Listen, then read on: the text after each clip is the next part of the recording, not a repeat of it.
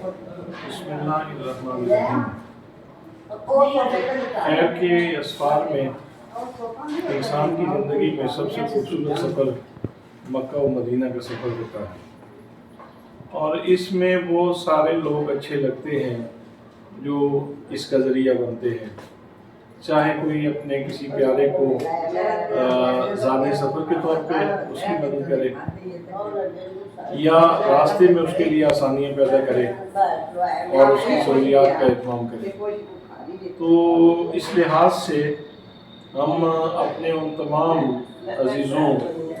کے شکر گزار ہیں کہ جنہوں نے اس معاملے میں کسی بھی حوالے سے جو ہے وہ خدمت کی ہے، جن لوگوں نے ضیافت کی ہے، جن لوگوں نے کھانے کھلائے ہیں، اور خاص طور پہ کاروان مدینہ النبی کے مشہور ہیں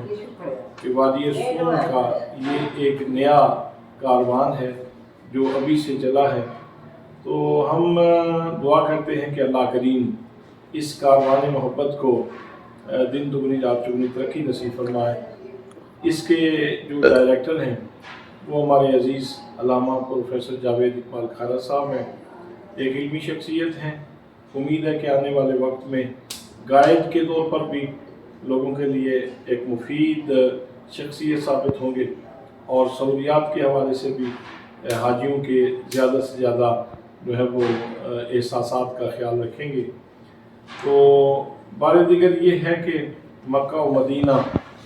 یہ کوئی وضاحت طلب بات نہیں ہے کہ یہاں آنے کے لیے کتنے دل دھڑکتے ہیں،